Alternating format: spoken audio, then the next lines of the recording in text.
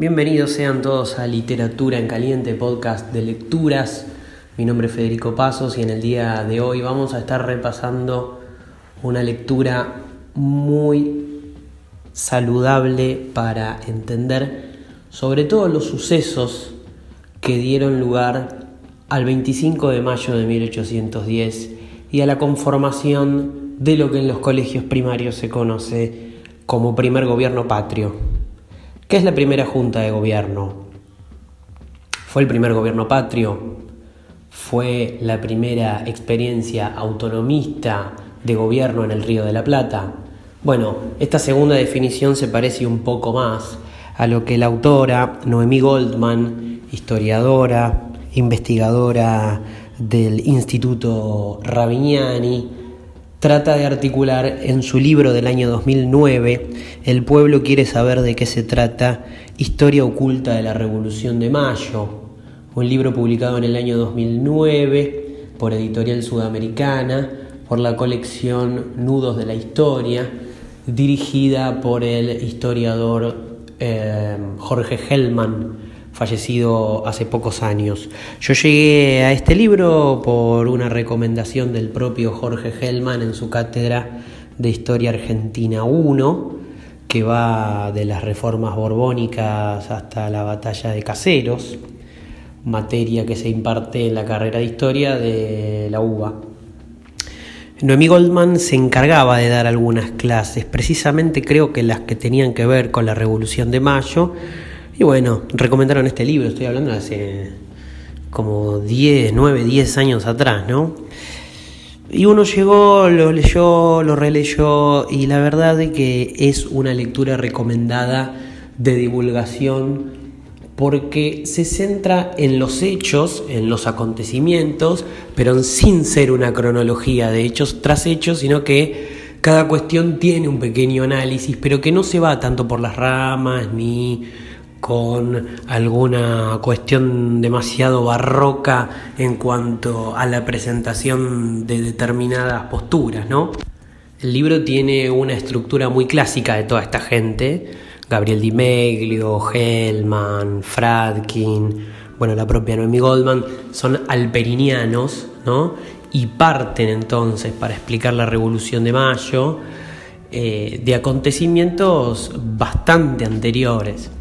Fundamentalmente, en primer lugar, las reformas borbónicas, ¿sí? Que es un paquete de medidas impulsadas desde la corona española a partir de la asunción de la Casa de Borbón, una serie de políticas que van a tener que ver con la fiscalidad, lo militar y la administración política de las colonias de ultramar, de los territorios americanos.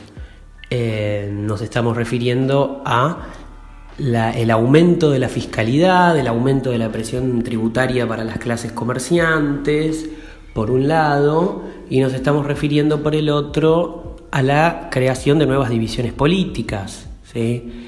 En detrimento de el antiguo virreinato del Perú. Nos estamos refiriendo a la creación del virreinato del Río de la Plata en 1776 y esta condición que tenía Buenos Aires hasta ese momento de ser una aldea marginal, periférica, en una potencia aduanera importante. A partir de este momento empieza a emerger la burguesía comercial porteña y se empieza a erigir como una clase dominante en el sector del Río de la Plata, compuesta tanto por criollos como por peninsulares.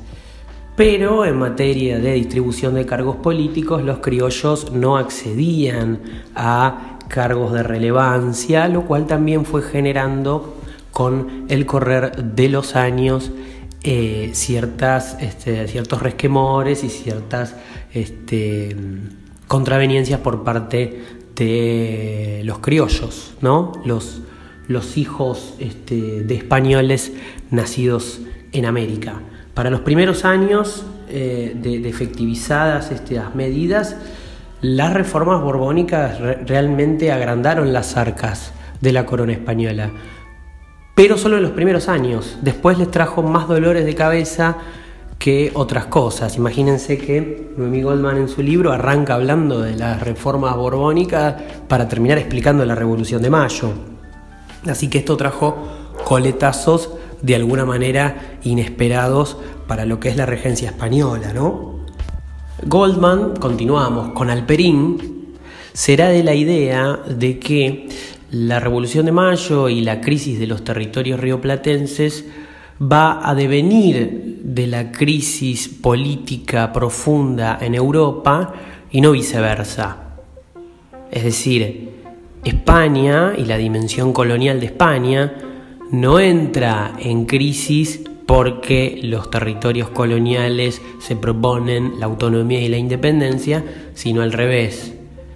Los fatigados y complicados e intrincados procesos políticos de guerra entre potencias europeas de fines del siglo XVIII va a traer consecuencias impensadas, inesperadas e indeseadas para los españoles en los territorios de ultramar.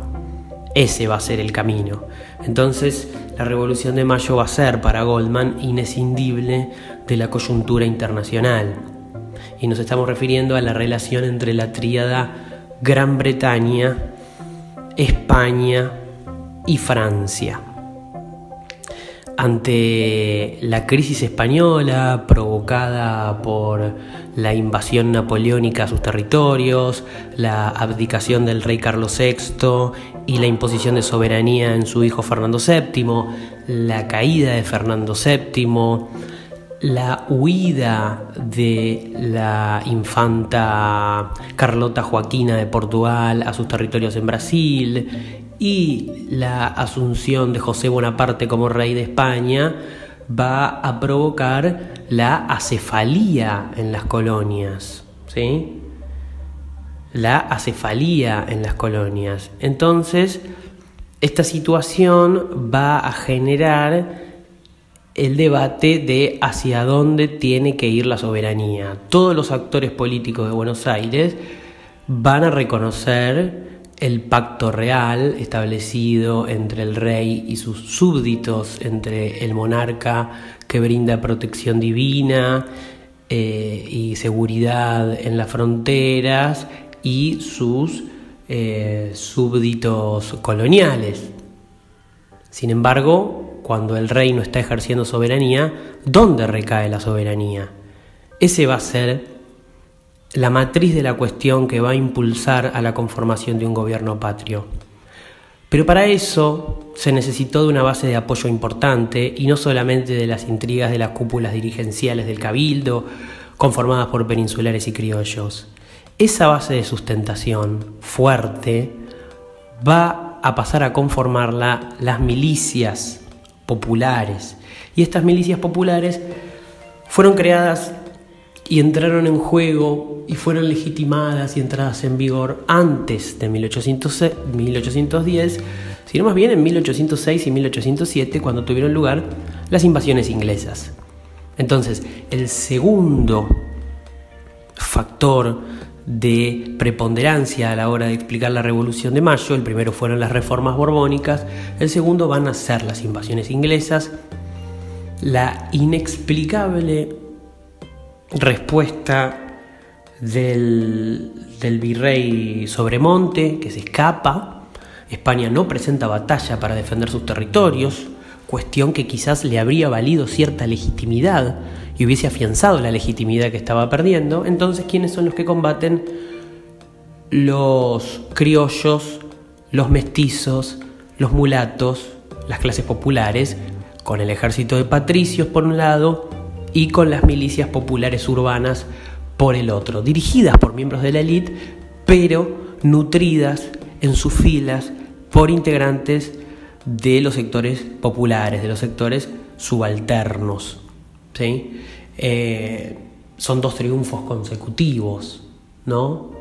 La defensa y la reconquista son dos triunfos que le otorgaron un enorme prestigio a estas milicias populares y un crecimiento cuantitativo, porque realmente estamos hablando de miles de integrantes en una sociedad de pocos habitantes, y estamos hablando también de una legitimidad política enorme que lo va a terminar convirtiendo en un actor de peso para los sucesos del 25 de mayo propiamente dicho, ¿sí?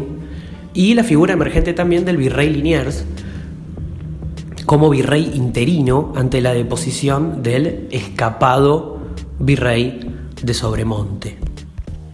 Goldman entonces parte de estos hechos para llegar al 25 de mayo y a los sucesos de la semana de mayo, y el rol que van a ir cumpliendo los distintos actores en la conformación de la primera junta y de lo que se denomina vulgarmente como primer gobierno patrio, ¿sí?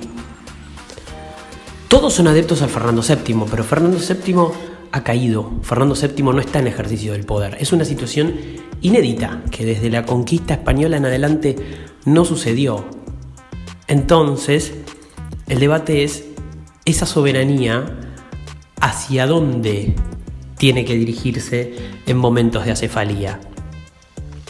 Bueno, el Cabildo de Buenos Aires, en ese momento dirigido por Martín de Álzaga, que años después va a tratar de llevar adelante una contraofensiva realista en tiempos ya de autonomía, y va a ser ejecutado, va a estar en favor de promulgarse bajo la adhesión de las juntas de Sevilla, de Galicia, de Cádiz, que se conformaron en España ante la caída de Fernando VII y que están tratando de resistir los embates de la invasión francesa.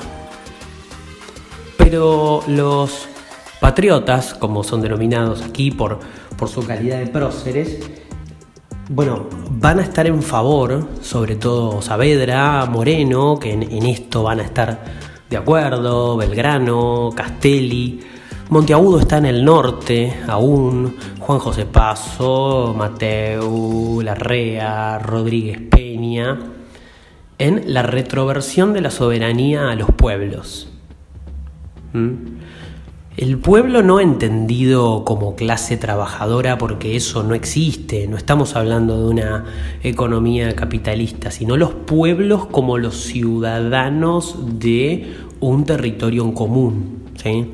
Goldman se va a encargar de hacer cierto laburo semiótico de la acepción de determinadas palabras y de cuál es su uso, porque se van a usar muchas palabras que seguimos utilizando en la actualidad. En las fuentes de principios del siglo XIX se encuentra la utilización de muchas palabras que hoy se siguen usando, pero con distintas acepciones, y que van a ser claves para entender el proceso de mayo. Me estoy refiriendo a la palabra independencia, me estoy refiriendo a la palabra nación, me estoy refiriendo a la palabra pueblo, me estoy refiriendo a la palabra soberanía, ¿sí? Entonces, pueblo es eso, no es una cuestión de masa. Independencia acá en mayo va a ser autonomía, va a ser darse un gobierno propio en nombre de Fernando VII, en nombre del rey español provisionalmente caído. Distinto ya va a ser en 1816, cuando el término independencia va a referir a la nación latinoamericana. Va a tener un componente confederado en relación a los otros territorios americanos. Por eso es muy importante 1816, además de por supuesto dictar la independencia, ¿no?, de las Provincias Unidas del Río de la Plata. Pero aquí es autonomía, es darse un gobierno propio independiente de las juntas que se están conformando en España, porque no tienen ni más ni menos autoridad que los territorios españoles de ultramar, como son los del Río de la Plata. Esa va a ser la posición que va a terminar de predominar y que va a terminar de conformar el 25 de mayo. Tras el Cabildo Abierto del 22 se conforma un gobierno mixto con la presencia del ahora sí ex virrey Baltasar Hidalgo de Cisneros y Saavedra, que cerró, Belgrano, Castelli.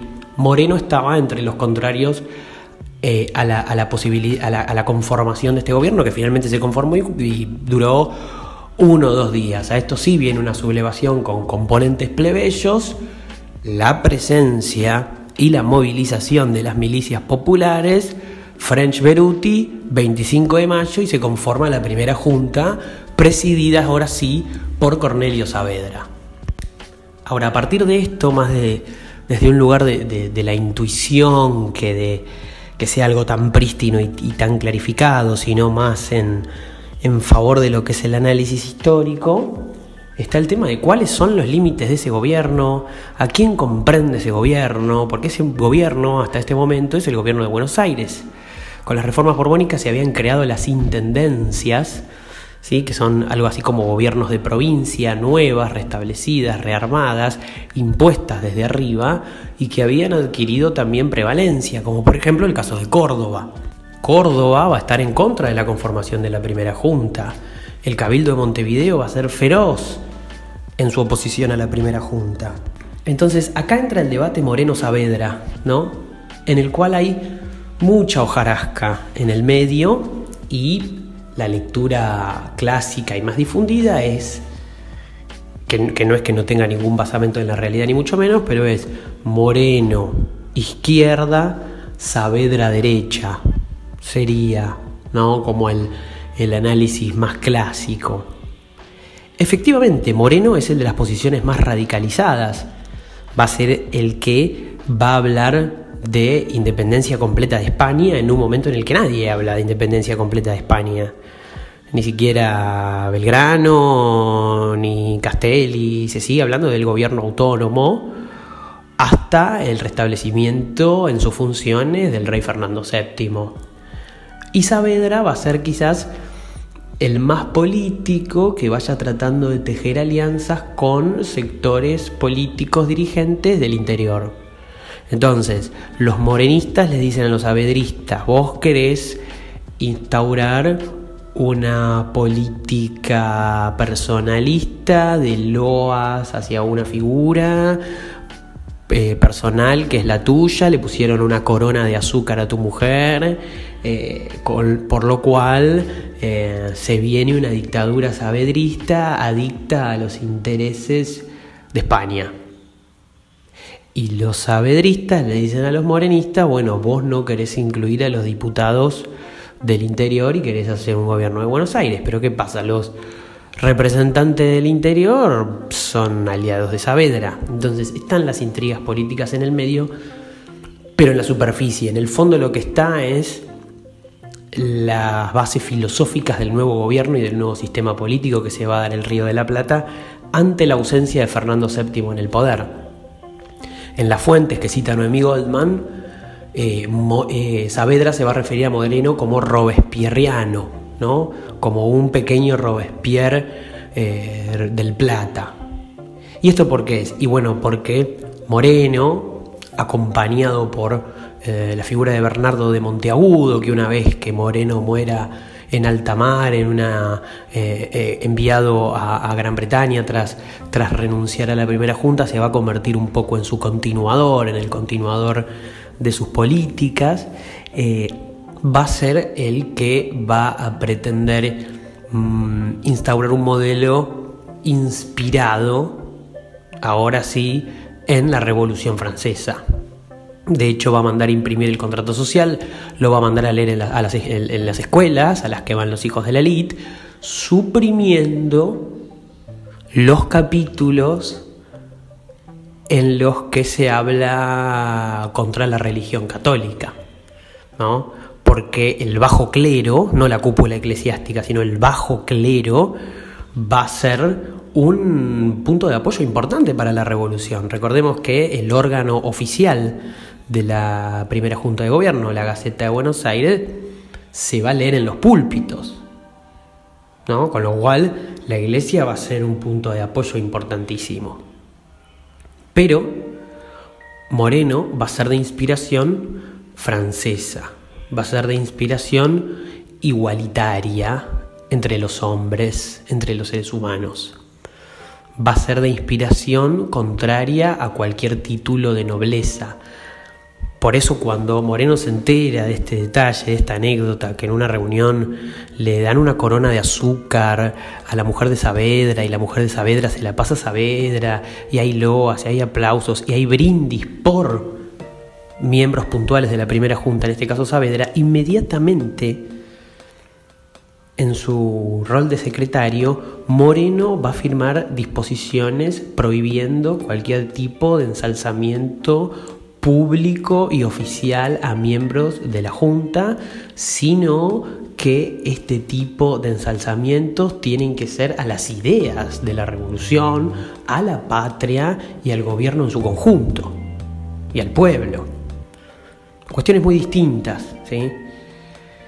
Moreno finalmente va a terminar presentando la renuncia no se le va a aceptar, va a terminar renunciando, va a terminar siendo enviado a Gran Bretaña y va a morir en alta mar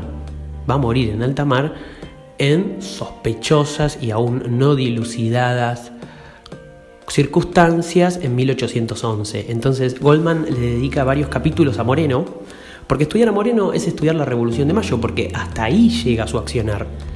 El accionar de Moreno no sobrepasó los límites temporales de lo que fue el 25 de mayo y la instauración de la primera junta.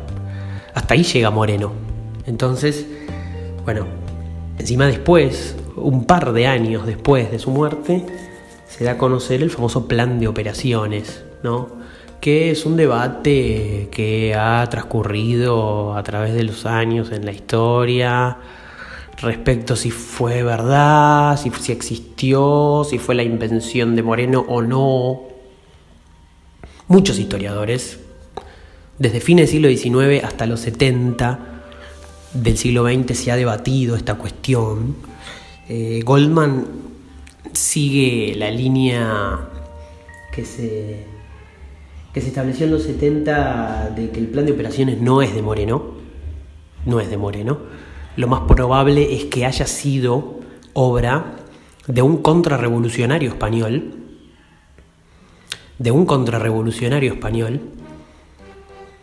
para graficar y hacer de cuenta de lo que se venía, es decir, hacer pasar el plan de operaciones como algo real. Ahora, el plan de operaciones en este caso expresaría lo que piensan los españoles, que piensan los revolucionarios, puntualmente Moreno. Entonces sí es una fuente, en algún punto, que intenta expresar cuál era el pensamiento revolucionario de Mariano Moreno, ¿no? Es un plan de operaciones que abarca prácticamente la totalidad de los campos de acción de la política, porque va a referir, por supuesto, al aspecto militar, al aspecto político, al aspecto económico, y los ideales de la Revolución Francesa van a estar prácticamente en pleno.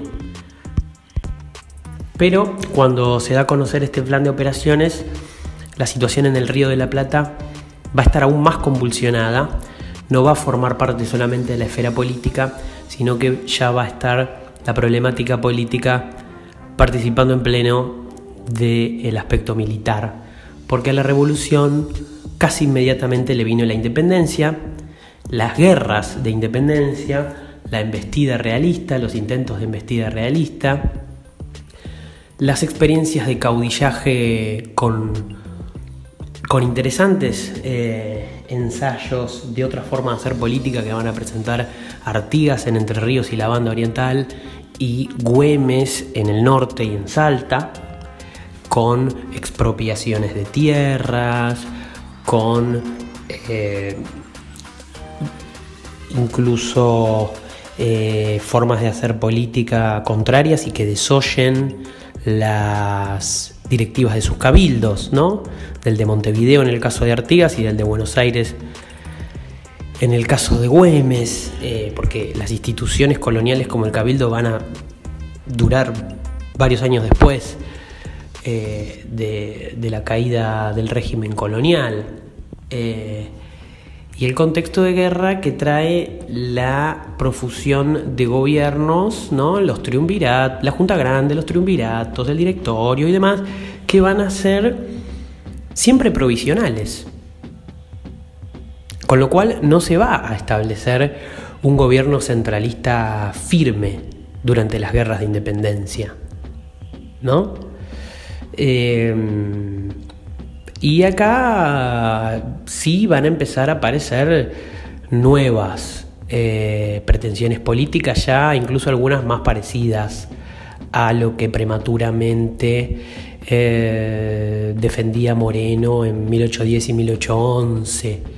Nos estamos refiriendo a la pretensión de una confederación americana, propugnada por Monteagudo, propugnada por los miembros de la Logia Lautaro como nuevo actor político, ¿no? Carlos María de Alvear, José de San Martín, las guerras intestinas de la independencia, sin un gobierno central fuerte, pero que van a ir empezando a conformar la victoria final sobre los ejércitos realistas, que demarcan territorio y demarcan autonomía ya por fuera de la tutela o de una potencial tutela española.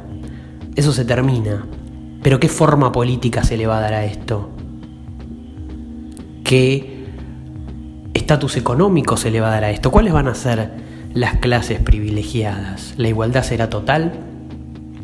El punto máximo de la radicalización política será la Asamblea del año 13, que es un producto también del impulso inicial dado en mayo de 1810 y que va a articular medidas que van a ser muy de avanzada, como la libertad de vientres, la eliminación de la mita, del yanaconazgo, del trabajo forzado, del trabajo servil, de la diferenciación de castas.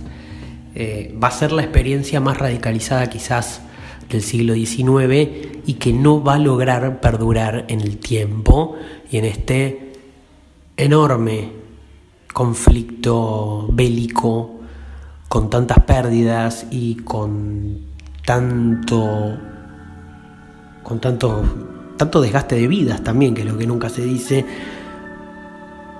a principios del siglo XIX en el Río de la Plata. Pero eso ya va a terminar siendo otra cuestión y van a terminar siendo los alcances finales de Mayo, que va a terminar en esa derivación final del proceso en el Congreso de Tucumán en 1816.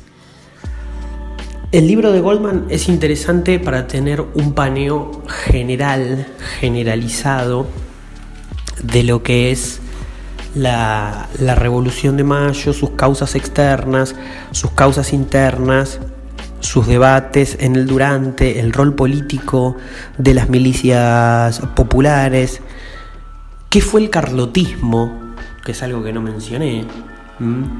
Belgrano, Castelli, Saavedra van a ser adeptos a que ante la crisis de acefalía el Río de la Plata circunscriba a la regencia de la infanta Carlota Joaquina, exiliada en Brasil por su matrimonio con el rey de Portugal, ¿sí?